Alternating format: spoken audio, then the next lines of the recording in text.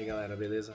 Professor Wesley aqui para mais um vídeo de história para vocês e dessa vez a gente vai falar sobre o processo do renascimento cultural.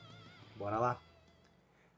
Primeira questão a ser pensada quando a gente fala em renascimento cultural é entender que a ideia de que ele foi uma busca pela cultura grego-romana, pelo reavivamento da cultura grego-romana, e que isso tinha como uma ideia descartar totalmente qualquer coisa feita ou produzida na Idade Média, né, considerada aí uma Idade das Trevas na época, já deve ser totalmente descartada, porque a Idade Média foi um período em que foram estabelecidas, né, regras, foram criadas ideias, foram realizadas ações que são extremamente importantes para moldar principalmente aí o mundo moderno, né? A época, a Idade Moderna, que veio depois da Idade Média.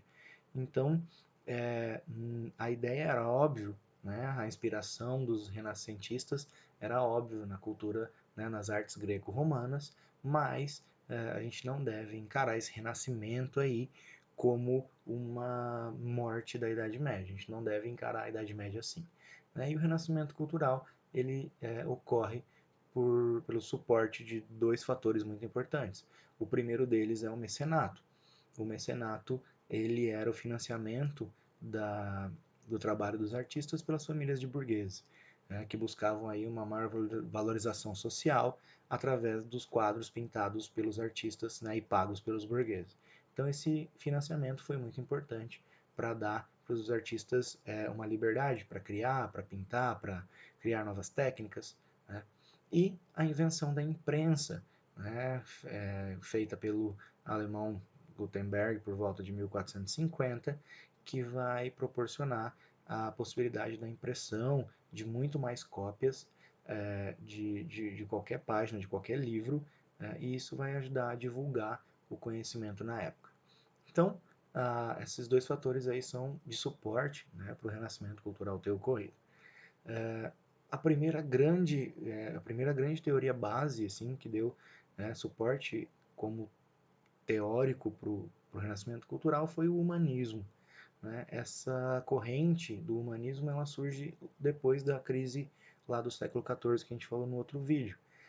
E ela é nada mais do que a mudança de mentalidade da população europeia ali que passou pela peste, pela Guerra dos 100 Anos, pela fome, em que eles vão passar a acreditar que o ser humano deve ser valorizado, em que ele tem capacidade de produzir o que ele quiser, de criar o que ele quiser, tem a capacidade e deve ter a liberdade de escolher boa parte da sua vida, é o seu destino, e aí, portanto, então, o humanismo, a valorização do ser humano, de tudo que ele pode fazer.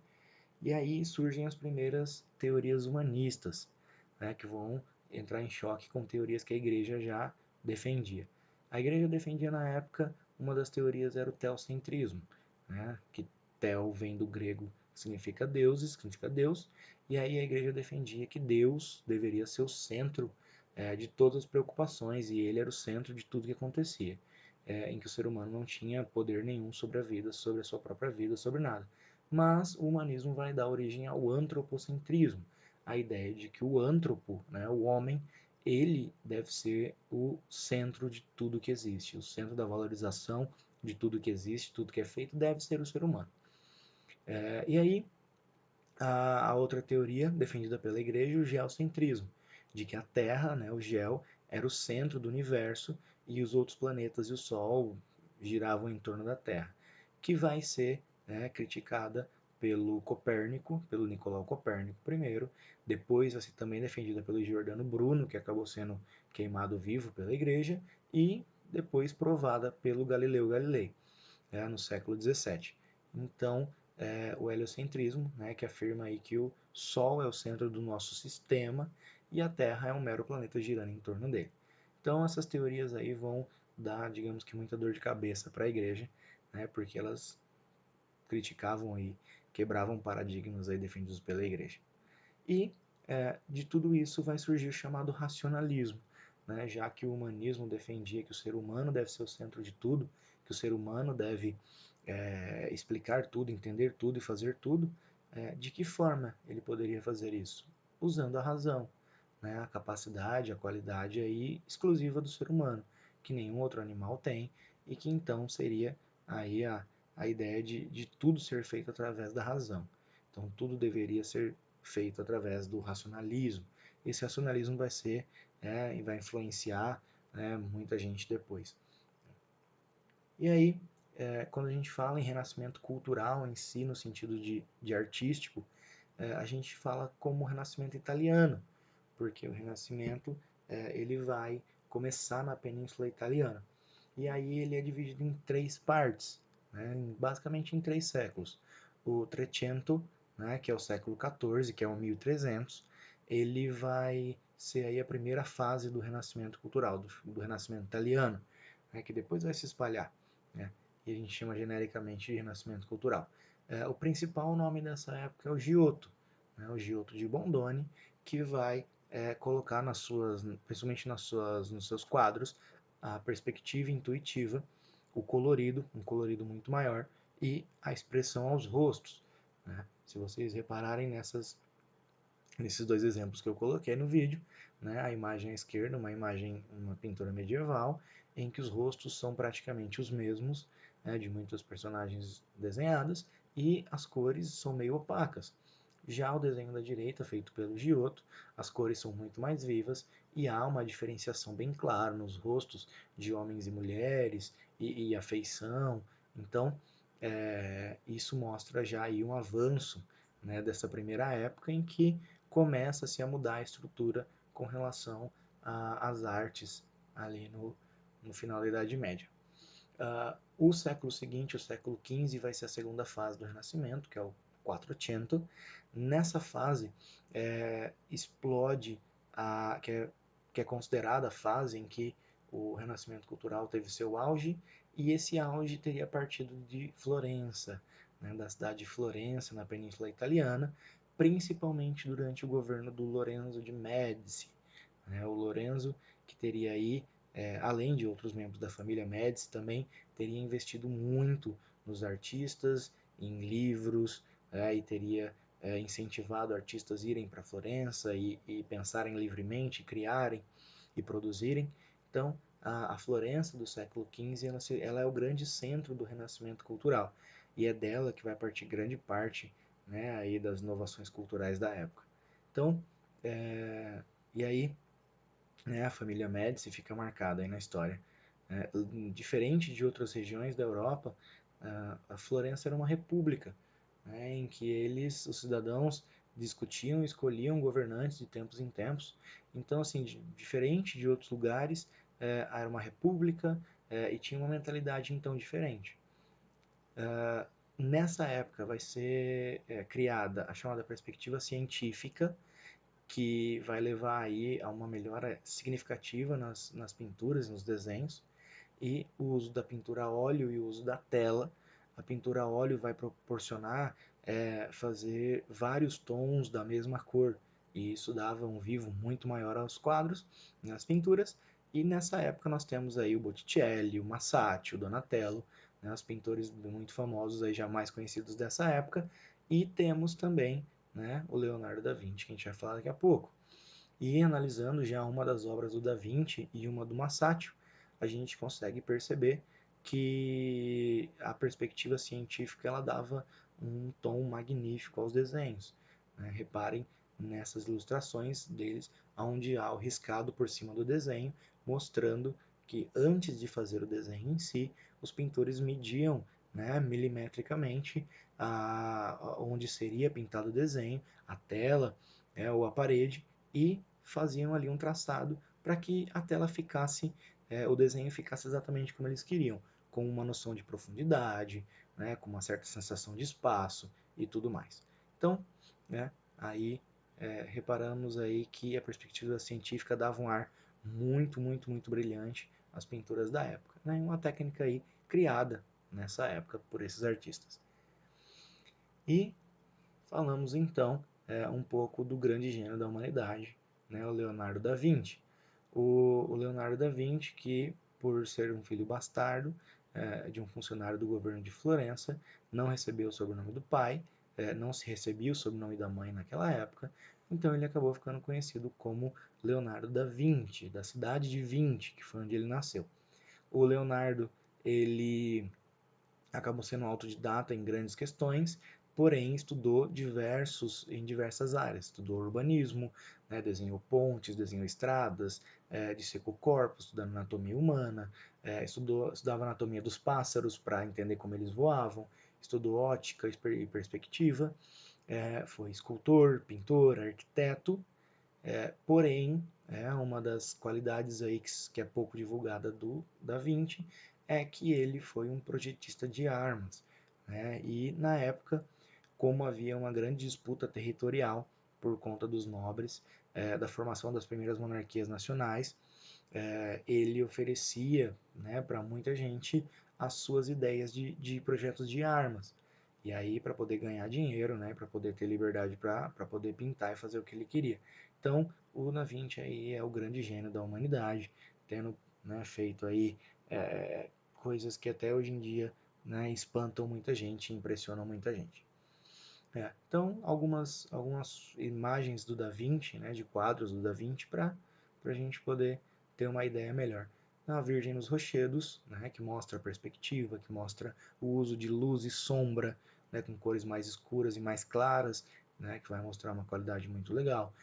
O que seria um autorretrato dele, feito em madeira, né, que é considerado aí talvez o único retrato dele, né, a única imagem do próprio Da Vinci, a Última Ceia, como a gente já viu ali atrás no vídeo, e a famosa Mona Lisa, que na verdade tem o nome original de La Gioconda, né, italiano, do italiano, La Gioconda, mas que acabou indo parar na França, na mão dos franceses, e ganhou o nome ali de Mona Lisa, né, um nome mais francês e conhecido mundialmente como Mona Lisa, mas que a gente pode perceber também a noção de profundidade, a diferença do fundo entre um ombro e outro dela. Então, nós temos aí pinturas do Da Vinci que são marcos aí dessa época. E aí nós temos a última fase do Renascimento cultural, a fase do chamado Cinquecento, né, o Cinquecento, que é o século XVI, que onde já não era mais Idade Média, já era Idade Moderna, e essa fase ela vai começar com a queda dos Médici na cidade de Florença. Essa queda dos Médici, ela vai ser, ela vai proporcionar que um monge dominicano, Girolamo Savonarola, que ele tome o governo da cidade, que ele consiga chegar ao governo da cidade de Florença, e ele vai promover um puritanismo, ele vai fazer a chamada fogueira da vaidade. Em várias ocasiões, ele obrigava a população a queimar objetos referentes à vaidade. Então, espelhos, objetos cosméticos, inclusive objetos dos renascentistas, quadros, né, e esculturas. E aí, o Rafael Sanzio, que era um dos grandes artistas da época, passou a seguir o Girolamo e acreditar nas ideias dele e é, é, permitiu que até algumas de suas obras fossem queimadas, né? Porém, algumas foram salvas, mas algumas obras do próprio Rafael foram queimadas nessa época aí. E aí ele proibiu canções carnavalescas e jogos de azar. Então ele fez uma perseguição a tudo que ele considerava de podre, tudo que ele considerava de excessivo. Né? E aí ele vai acabar tendo um grande problema com a própria Igreja Católica, com o papado, e aí ele vai ser condenado à morte, vai ser queimado vivo. Então Girolamo Savonarola aí vai tocar o terror no final do século XV na cidade de Florença como governante, porém ele vai acabar, né, sendo morto aí depois. E aí, porém nessa época, nesse século, vai haver a disseminação da ideia do Renascimento. Essa disseminação vai levar a ideia do renascimento cultural a outras regiões da Europa. E aí nós tivemos muitos outros artistas, intelectuais e principalmente da literatura, né, sendo contagiados por essa ideia do renascimento, do humanismo, do racionalismo, né, para poder ilustrar um pouco melhor. um dos grandes quadros do Rafael Sanzio, do próprio Rafael Sanzio, A Escola de Atenas, em que ele pintou, né, um fundo muito grande, com a perspectiva muito legal, pintou várias personalidades da época, inclusive filósofos gregos da Grécia Clássica. Aí nós temos o Michelangelo, né, Buonarroti, um dos grandes nomes junto com o Da Vinci, né, e aqui nós temos a Pietà dele, uma escultura em pedra, em que ele vai detalhar a anatomia, principalmente, né, da figura de Cristo ali no colo de Maria, em que ele vai detalhar a anatomia humana na escultura, né, e um pedaço do que ele pintou, né, dos desenhos que ele fez no teto da Capela Sistina no Vaticano, e que é a criação de Adão, né, que é Deus tocando o dedo de Adão e dando vida a Adão para criar a humanidade.